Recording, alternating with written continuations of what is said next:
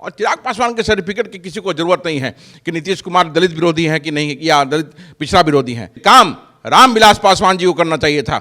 ये काम के लिए चिराग पासवान को संसद में आवाज उठानी चाहिए थी। जो इनका बयान आया है सुनील लांबेकर जी का, ये आरएसएस के ऑफिशियल स्पोक्स पर्सन हैं और इनका बयान इस चीज़ को चरितार्थ करता है, भाजपा और आरएसएस का दोहरा चरित्र दिखाता है कि जिससे ये मालूम चलता है कि भारतीय जनता पार्टी और आरएसएस दलित विरोधी है, ये लोग पिछड़ा विरोधी हैं। मोहन भागवत जी का, जब उन्होंने कहा था कि हम सत्ता में पूर्ण रूप से बिहार में आएंगे तो हम आरक्षण की समीक्षा करेंगे।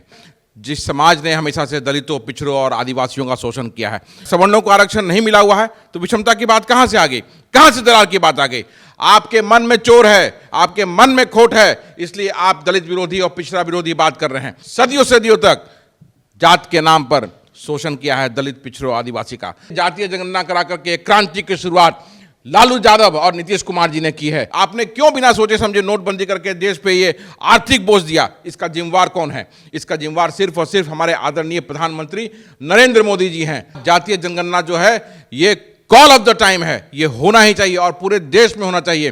पिछड़ों को जो हक मिल गया है अपनी आवाज को बुलंद करने का, और हमारे नेता आदरणीय राहुल गांधी जी ने कहा भी है कि हम अगर सत्ता में केंद्र में आएंगे तो जातीय जनगणना पहला ऐसा चीज होगा जो कांग्रेस की सरकार या इंडिया गठबंधन की सरकार करेगी। इनका जो बयान आया है सुनील लांबेकर जी का, ये बिल्कुल प्रूफ करता है इस चीज को कि भारतीय जनता पार्टी और राष्ट्रीय स्वयं सेवक संघ जो है दलित विरोधी है, पिछड़ा विरोधी है। जातीय गणना से समाज में बसी जातियों के बीच मतभेद, मनभेद हो सकता है, ऐसा मानना है आरएसएस का। दरअसल आरएसएस के ऑफिशियल प्रवक्ता हैं सुनील अंबेकर, जिन्होंने टाइम्स ऑफ इंडिया को एक इंटरव्यू दिया और इसमें उन्होंने बाकायदा जातीय गणना को लेकर स्पष्ट तौर पे कहा कि जातीय गणना से समाज में कहीं जो विषमता न फैल जाए, यह आशंका उन्होंने जाहिर की है। तो सवाल है कि क्या जाति सर्वे जिस मुद्दे के जरिए न सिर्फ बिहार सरकार बल्कि देश के जो ऑपोजिशन है, इंडिया गठबंधन है, वो डंके की चोट पर देश के युवाओं से, देश के लोगों से,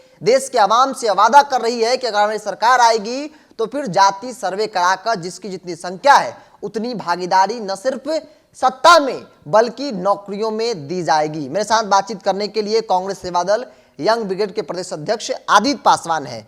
बिहार सरकार ने जाति सर्वे कराई, आंकड़े सार्वजनिक किए, जो वाजिब हक था वो दिया।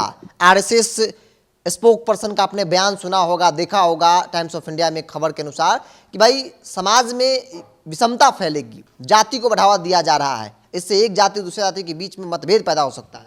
जो इनका बयान आया है सुनील लांबेकर जी का, ये आरएसएस के ऑफिशियल स्पोक्स पर्सन हैं और इनका बयान इस चीज़ को चरितार्थ करता है, भाजपा और आरएसएस का दोहरा चरित्र दिखाता है कि जिससे ये मालूम चलता है कि भारतीय जनता पार्टी और आरएसएस दलित विरोधी है, ये लोग पिछड़ा विरोधी हैं। आप 2015 का भी वो बयान याद कीजिए मोहन भागवत जी का, जब उन्होंने कहा था कि हम सत्ता में पूर्ण रूप से बिहार में आएंगे तो हम आरक्षण की समीक्षा करेंगे।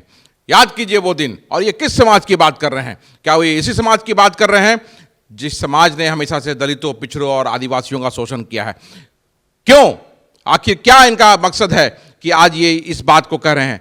80% देश में हमारी संख्या है, तो आज जातीय जनगणना जो है ये कॉल ऑफ द टाइम है, ये होना ही चाहिए और पूरे देश में होना चाहिए।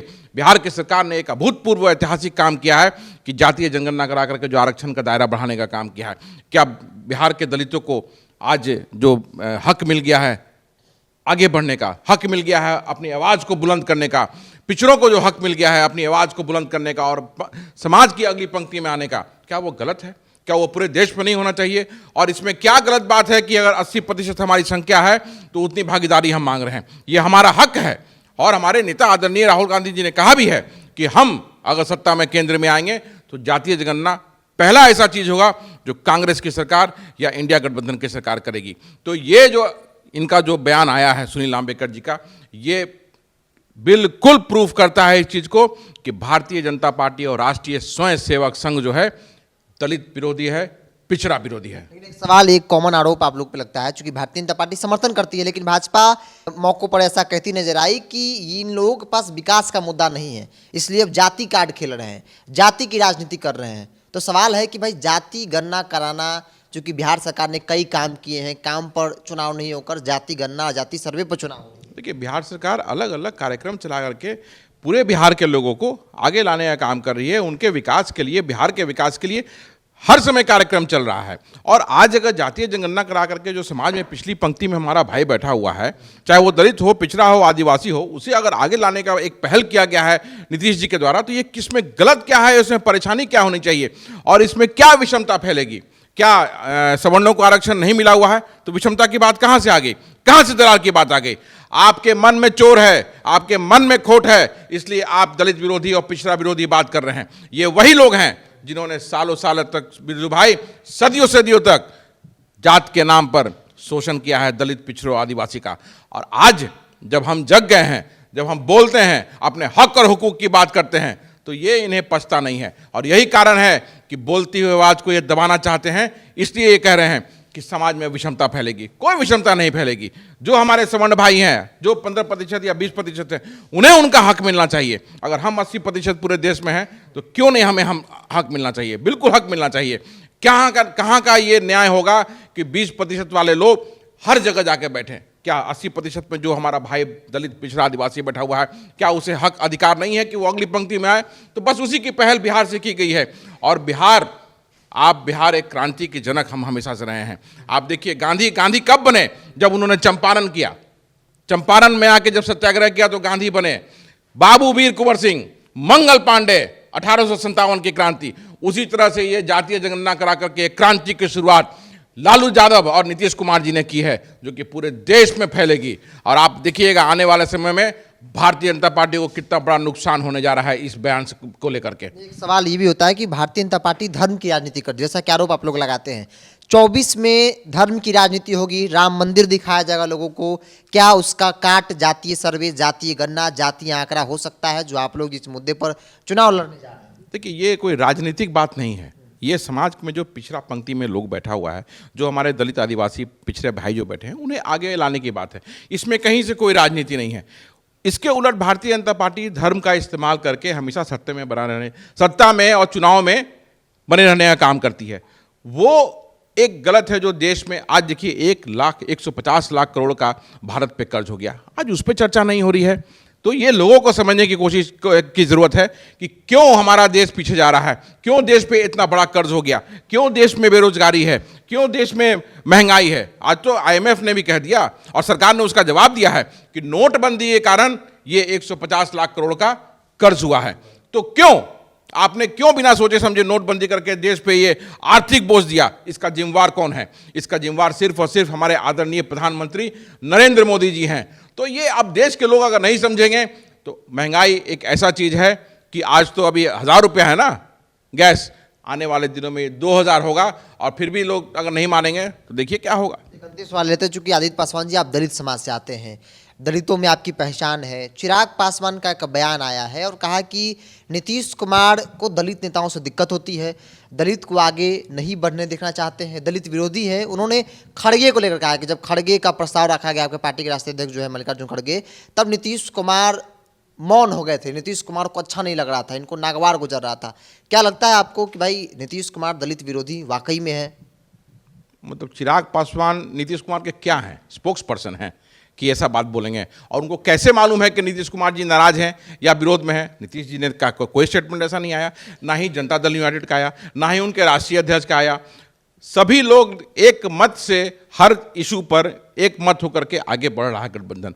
तो सबसे बड़ी प्रॉब्लम यह है कि जब गठबंधन आगे मजबूती से बढ़ रहा है तो इन जैसे लोग जो विरासत के बल पर सत्ता में हैं, उन्हें प्रॉब्लम होगा ही होगा। और चिराग पासवान के सर्टिफिकेट की किसी को जरूरत नहीं है कि नीतीश कुमार दलित विरोधी हैं कि नहीं, या दलित पिछड़ा विरोधी हैं। आज नीतीश कुमार जी की पहल पर जो काम बिहार में हो गया वो ऐतिहासिक और अभूतपूर्व है। ये काम रामविलास पासवान जी को करना चाहिए था। ये काम के लिए चिराग पासवान को संसद में आवाज उठानी चाहिए थी, लेकिन काम किसने किया? नीतीश कुमार जी ने किया। काम किसने किया? लालू यादव की पहल पे हुआ। तो चिराग पासवान किस नैतिक आधार पर यह कह सकते हैं कि वो दलित विरोधी हैं? उन्होंने तो दलितों के लिए, पिछड़ों के लिए, आदिवासियों के लिए एक बड़ा कदम उठाया और पूरी दुनिया के सामने वो चीज़ है।